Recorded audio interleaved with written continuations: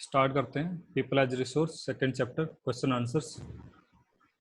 First question, what do you understand by people as resource? ये refer करता है working population of a country, ठीक है, जो प्रोड्यूस करती है अपने स्किल्स और एबिलिटी से, जो प्रोडक्ट्स बनाती है। तो जनरली लार्ज पॉपुलेशन एक लाइबिलिटी मानी जाती है, पर क्या है कि लार्ज पॉपुलेशन के पास एजुकेशन, ट्रेनिंग और मेडिकल केयर है, तो वो एक कंट्री का एसेट्स है। कैसे? जो वो अपनी स्किल और एबिलिटी का यूज करके जो प्रोडक्ट्स बनाएगी, ठीक है, तो वो कंट्री के डेवलपमेंट में क्या करेंगे, कंट्रीब्यूट करेंगे। ये ग्रोस नेशनल प्रोडक्ट क्या होता है?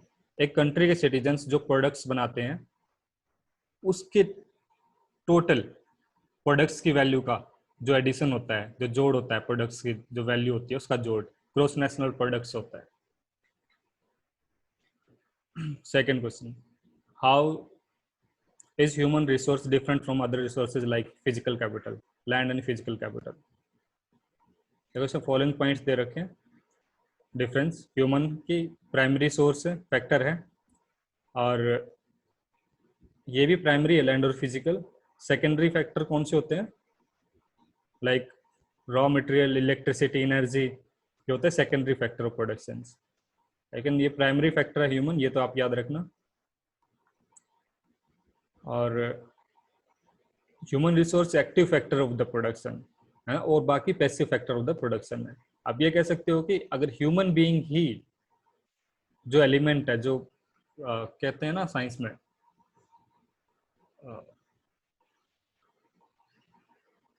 क्रिटिकल फैक्टर, तभी ये जो लैंड और इस फिजिकल कैपिटल, बाकी रिसोर्सेज का यूज किया जा सकता है।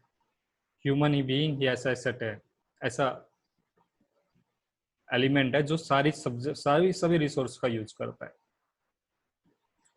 what is the role of education in human capital formation? देखो क्या है, first facilitate better development than an literate one. आप जानते हो एजुकेटेड पर्सन बेटर सोसाइटी बनाएगा, और एजुकेशन क्या कर देती है? एस्पिरेशंस पर्सन्स को, और modern look to the children. Aspirations कि आप कितने अच्छे बड़े आदमी बन सकते हो, एस्पिरेशंस ऐसी चीज होती है। और ये सिंपल पॉइंट्स आप देख लेना। along with the increasing the efficiency of the government, education also increases the national income, क्योंकि एजुकेटेड पर्सन अच्छा अपने उसके पास अच्छी स्किल और नॉलेज होगी तो अच्छे प्रोडक्ट्स बनाएगा, उसकी वैल्यू ज़्यादा मिलेगी उसको। What is the role of health in human capital formation? Human capital formation में हेल्थ का क्या रोल है? बीमार तो आदमी कुछ नहीं कर सकता है, वो खुद ही अपना ख्याल नहीं रख पाएगा। इसके अलावा health does not mean survival only, ठीक है, केवल जिंदा रहने से मतलब नहीं है। हेल्थ का रोल क्या है? It involves not only the physical fitness of an individual but also his mental capability. Health contribute towards human capital formation in the following way. First, a healthy person provides uninterrupted labor supply for a longer period than unhealthy person. Unhealthy को बीमार रहता रहेगा, वो काम पे नहीं आएगा, तो कैसे चलेगा? हेल्दी पर्सन रेगुलर आएगा तो प्रोडक्टिविटी बढ़ेगी। The health, second point, of a person helps him to realize his potential and ability, ठीक है। अगर वो लगातार काम पे आ रहा है तो अपने पोटेंशियल को रियलाइज कर पाएगा, और अगर बाई चांस बीमार पड़ता है तो इलनेस ही कैन फाइट बीमारी से भी। सो थर्ड है good health increases efficiency of a worker. जाहिर बात है, good health increases the learning capacity of a worker. अगर लगातार काम करते हो तो यू विल, आप लर्न करोगे। उसके बाद फिफ्थ क्वेश्चन है, what part does health play in the individual working life? देखो, health plays an important role in the individual working life. A healthy person provides uninterrupted labour supply, वो regular आएगा, absent नहीं होगा, for the longer period than an unhealthy person. Good health helps him to discover his true potential and his ability to fight illness along with increasing the efficiency of a worker. तो जो healthy person होता है वो कम बीमार पड़ता है, और वो ज़्यादा कंट्रीब्यूट करता है प्रोडक्शन के अंदर, कंपनी में रेगुलर जाता है, कहीं पे भी कोई काम करता है। तो ये है अगर अनहेल्दी पर्सन से कंपैरिजन करते हैं तो। सिक्स्थ क्वेश्चन है, what are the various activities undertaken in the primary, secondary and the tertiary sector? ये एक्टिविटीज किस सेक्टर में कौन सी होती है ये बतानी है। ये दे रखा है प्राइमरी सेक्टर एक्टिविटीज, ये मेनली एग्रीकल्चर से रिलेटेड होती हैं। देखिए agriculture, forest, animal husbandry, fishing, poultry farming, mining, other quarrying. और इससे जो रॉ मटेरियल आता है वो यहाँ पे मैन्युफैक्चर होता है इंडस्ट्री में, सेकेंडरी मैन्युफैक्चरिंग आ जाएगी। अब टर्सरी क्या आता है, सर्विस सेक्टर होता है।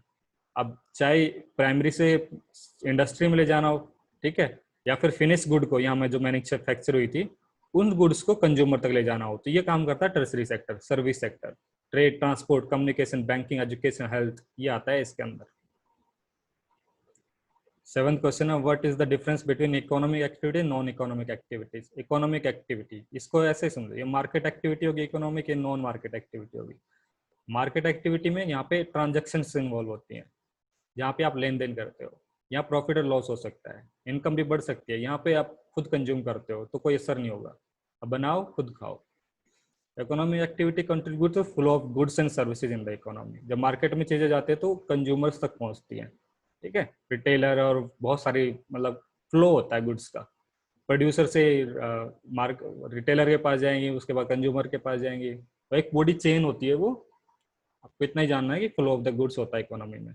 ये खुद बनाया खुद खा गया, ठीक है, कुछ बनाया आपने, अचार बनाया, कुछ भी बनाया। They add value to the national income, क्योंकि यहाँ पे आपको इनकम होती है तो आपकी इनकम भी एक नेशनल इनकम है। तो ये यहाँ पे नॉन मार्केट एक्टिविटी में, नॉन इकोनॉमिक में कुछ नहीं होता है, खुद कुछ एडिशन नहीं होगा, खुद खाओ खुद कमाओ। Why are the women employed in low work, ठीक है, लो पेड वर्क। चलो इसको मिनिमाइज करते हैं। Women are employed in the low paid work due to the following factor. There is a division of labor between men and women due to the historical and cultural factor. History का नाम आ गया तो इसका मतलब पहले से ही ये चलता आ रहा है, पहले से ही ये चीज थी समाज में, कल्चर में भी। तो among women the literacy rate and skill formation, क्योंकि उनके पास कंपेयर मैन से थोड़ा कम एजुकेटेड होती फीमेल्स, तो उनके पास लिटरेसी और जो ये स्किल्स कम होती हैं, क्योंकि एजुकेशन से आती हैं। आप कहीं पे इंजीनियरिंग करते हो या फिर एमबीबीएस करते हो तो ये चीज़ें वहीं से आती हैं, या फिर कोई और कोर्स करते हो। लिटरेसी नहीं है तो आपके पास स्किल्स कम होगी। The legal protection of the women employees is megger. Legal मतलब कानून, जो लॉ है वो ज़्यादा प्रोटेक्शन नहीं देता है, लेकिन आजकल काफ़ी बदल चुका है मोस्ट। ये इसमें मत जाना आप, बहुत कुछ चेंज आ चुके हैं, बहुत सारी प्रोटेक्शन है वुमेन को, बहुत सारे राइट्स हैं। ये अलग बात है कि उनको अपने राइट्स की अवेयरनेस नहीं है। मोस्ट वुमेन फाइंड, वो पॉइंट लिख सकते हो कि they are not aware about their rights. Even बहुत सारे मैन भी नहीं है, पर वुमेन का लिखना आपको, ये क्वेश्चन वुमेन पे है। Most women find jobs in the field where there is unorganised sector, जिसको कहते हैं ना कि जैसे रजिस्टर कंपनी नहीं होती तो वो ऐसी जगह पे काम करने लग जाती है। जैसे क्या एग्जांपल दें, हम लोग खुद काम करते हैं तो वो जो कॉन्ट्रैक्ट वगैरह होते हैं वो साइन नहीं करती है, उनको नॉलेज नहीं होती ना, इसलिए वो पीछे रह जाती है। अनऑर्गेनाइज सेक्टर क्या होता है, जहाँ पे जैसे इनफॉर्मल से, जहाँ पे इनफॉर्मली 3-4 लोग मिलकर काम कर रहे हो, वहाँ पे किसी को एम्प्लॉय कर लिया, ठीक है, पानी पिलाने वाली या फिर कलर का जो काम कर रही है स्कूल वगैरह में, ठीक है। तो how will you explain the term unemployment, इसको कैसे एक्सप्लेन करोगे? A situation when a person is not involved in gainful occupation, मतलब जब वो कोई काम नहीं कर रहा हो, अनएम्प्लॉयड है। It also exist when a person is able and willing to work but cannot find job। Person चाहता है, वो एबल भी है, फिट है, लेकिन उसको वो काम करना चाहता है, उसको काम नहीं मिल रहा, ये होता है अनएम्प्लॉयमेंट।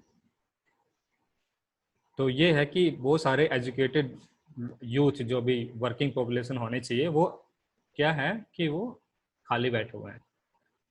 तो इसका क्या है कि ओवरऑल इकोनॉमी पे नेगेटिव इम्पैक्ट है, क्योंकि कुछ प्रोडक्शन ऐड नहीं होता हमारी कंट्री के। जो क्या जीएनपी आपके यहाँ बताया, जीएनपी में कुछ एडिशन नहीं होता। नेक्स्ट देखते हैं।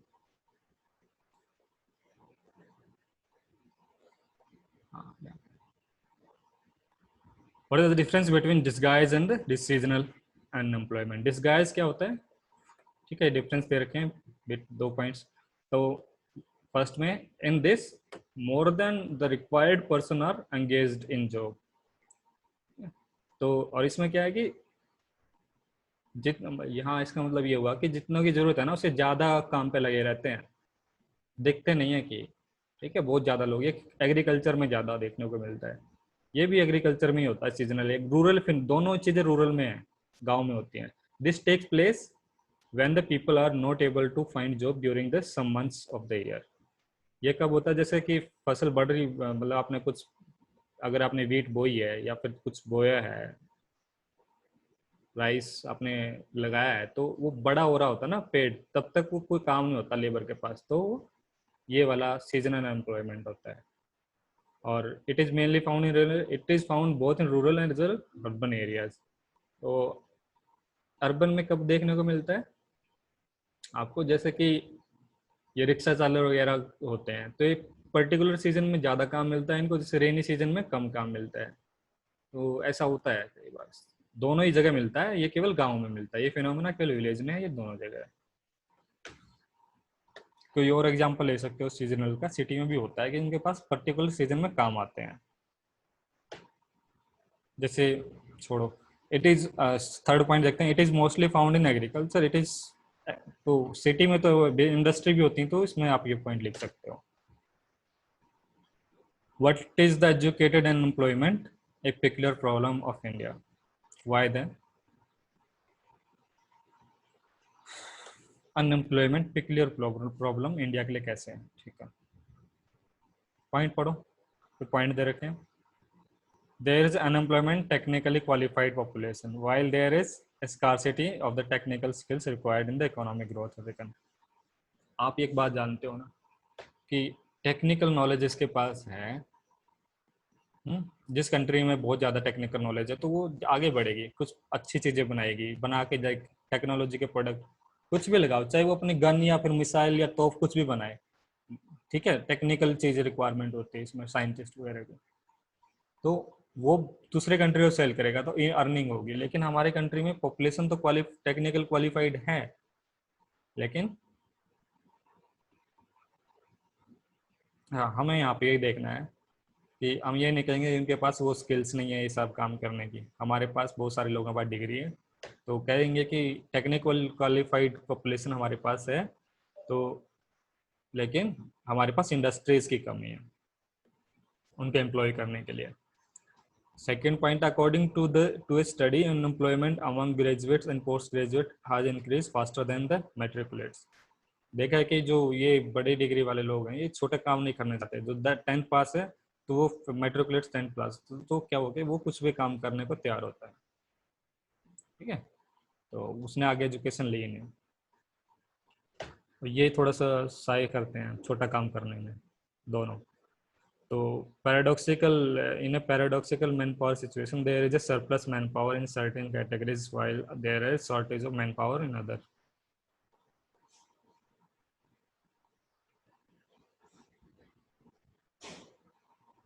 कुछ इंडस्ट्री में शॉर्टेज है मैन पावर की और कहीं पे बहुत ज़्यादा अवेलेबल है।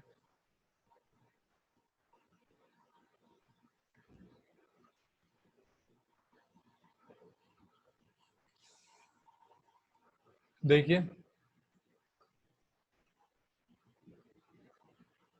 आप इसका एग्जांपल ले लो,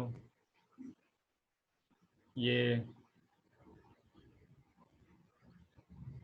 जैसे आईटी का एग्जांपल ले लो, तो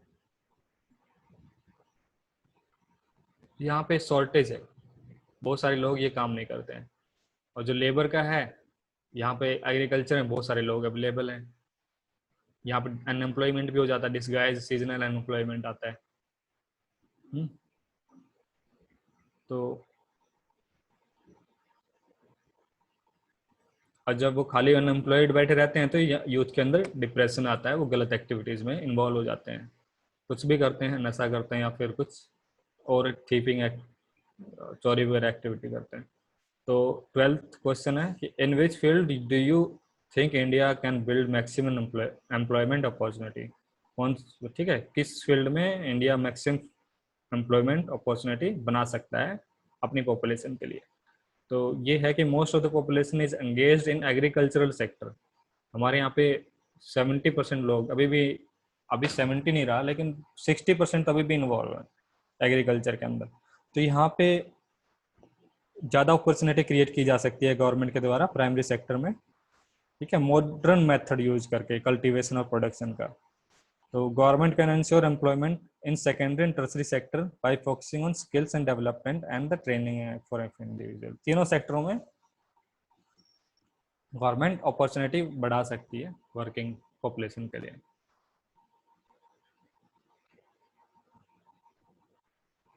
Can you suggest some measures in the education system to mitigate the problem of education unemployed?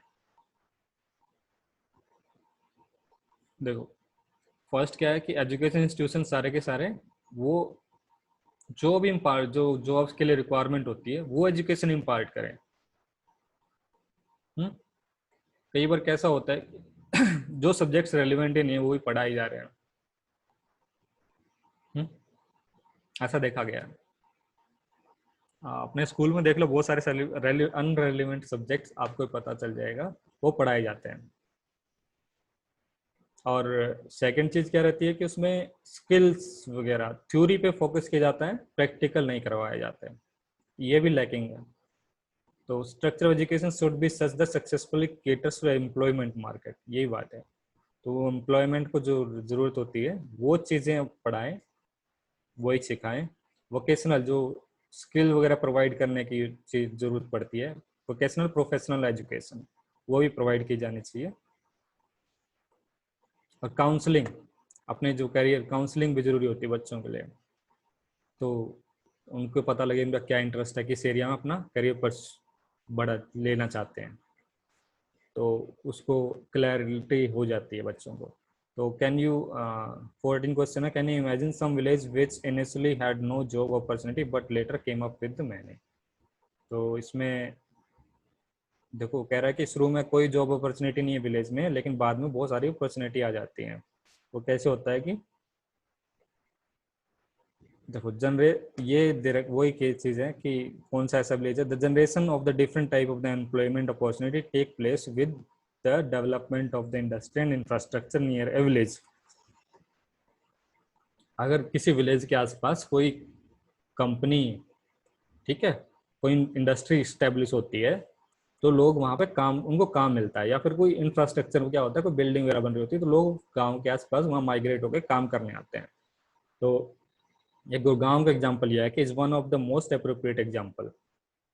तो गुड़गांव में पहले एक मारुति उद्योग जब से लगा है, तो यहाँ ये एक स्मॉल विलेज होता था जब मारुति उद्योग लगा।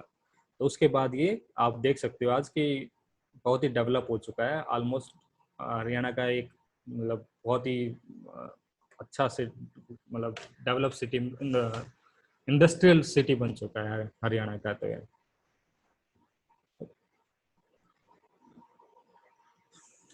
लास्ट क्वेश्चन है कि which capital would you consider the best, land, labour, physical, या कौन सी कैपिटल। आपको तो पता है ये ह्यूमन कैपिटल सबसे बेस्ट है, क्योंकि यही एनेबल करता है कि ये सब रिसोर्सेज यही यूज करता है। ठीक है, कि मैंने एक बार बताया था कि जब कोयला या फिर पेट्रोलियम कितना नीचे है, इंसान ने ही उसको तो ढूंढा है, ह्यूमन बीइंग ने ही ढूंढा उसको नीचे जाके, और उसी ने उसके यूज करने की मशीन बनाई। कोयला वैसे तो कुछ नहीं कर सकता था ना, वो एकदम अपने आप जल के पेट्रोल अपने आप बाइक में बना लेता, वो आप नहीं जा सकते थे ना बैठ के उस पर। तो ह्यूमन बीइंग ने सारी बाइक बनाई, इंडस्ट्री जो रेलवे सब ह्यूमन बीइंग ने बनाया। जो लैंड थी उसका भी यूज ह्यूमन बीइंग ने ही किया। जो फिक्स कैपिटल मशीन भी ह्यूमन बीइंग ने ही बनाई। तो मेन क्रिटिकल फैक्टर है इसमें ये ह्यूमन बीइंग। ठीक है, तो क्वेश्चंस ना आए तो आप कमेंट सेक्शन में पूछ लेना। तो ये हैं सारे क्वेश्चंस आपके।